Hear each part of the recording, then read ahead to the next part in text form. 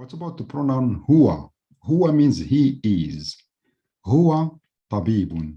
Huwa can also means it is, because huwa applies to people and applies also to objects or animals.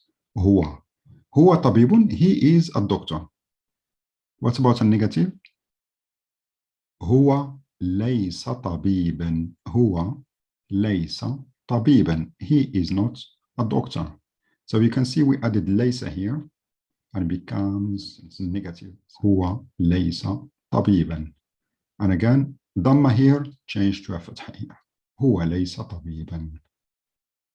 Hiya hazinatun. Hiya is a pronoun. It can mean she is. It can also mean it is when it is referring to an object or an animal in the feminine. Hiya hazinatun. She is sad. What about the negative? Hiya laysat hazinatan. Hiya laysat hazinatan. Can you see? Remember we talked about laysat? When it is followed by an alif and lam, this sukun changes to kasra. But when it is followed by a noun that has no alif and lam, we keep the sukun. And this is the default format for this one here. This is how it should be. It only changes to a kasra when it is followed by alif and lam. Hiya laysat hazinatan. She is not sad. Again, dhamma here changes to a fatha when we add laysat or the other form. So laysa, just for you to know, laysa is actually a verb and it does change according to the pronoun. So each pronoun has a very specific format for it. And here is a summary.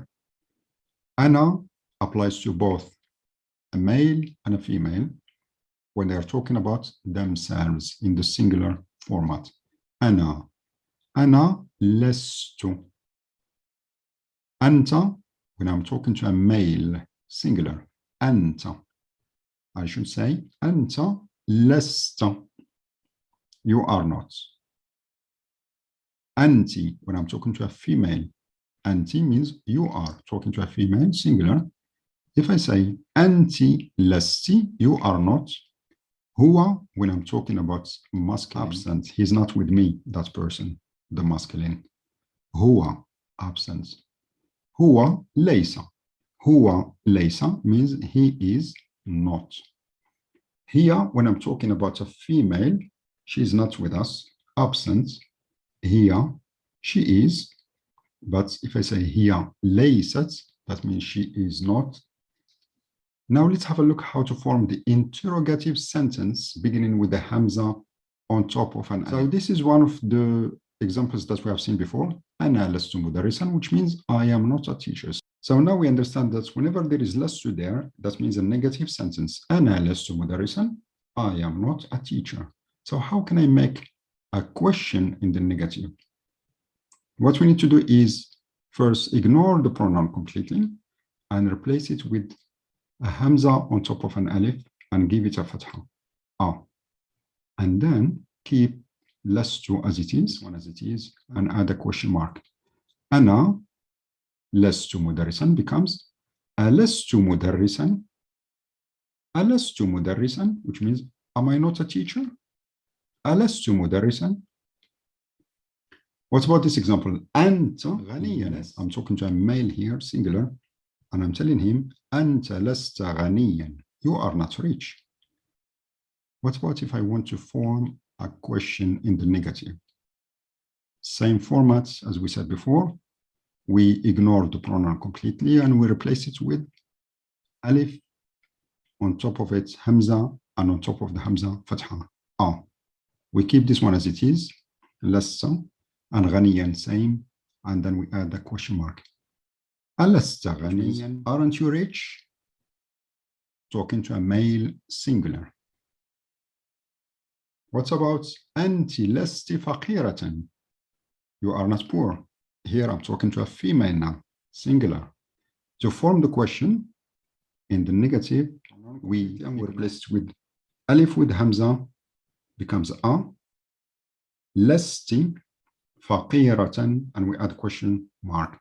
ألست فقيرة, which means, aren't you poor?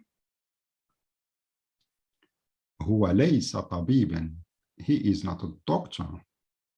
How can we form the question here? Try it.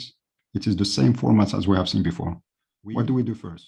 Ignore the pronoun completely and we replace it with alif and hamza and fatha. We keep this one as it is and this one as it is, and we add a question mark. It becomes أليس طبيبا. أليس طبيبا, which means, isn't he a doctor? Remember, huwa means he is. So when we are forming the question in the negative, it becomes, isn't he a doctor? أليس طبيبا. What about this one here? هي ليست حزينة.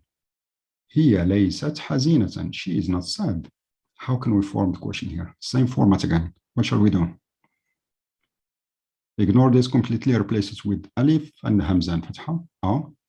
Keep this one as it is. أليست حزينة, and we add a question mark. It becomes like this.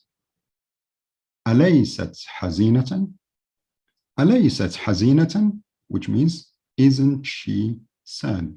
How did I understand that it is she, not an he? Here we use ليست, and ليست we use it only for the feminine, not masculine.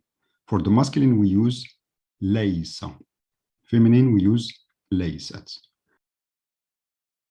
I hope now it's clear for you how to use ليس in every sentence, whether it is negative or interrogative.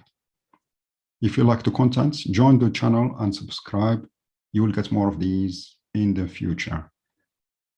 Assalamu alaikum wa rahmatullahi wa barakatuh.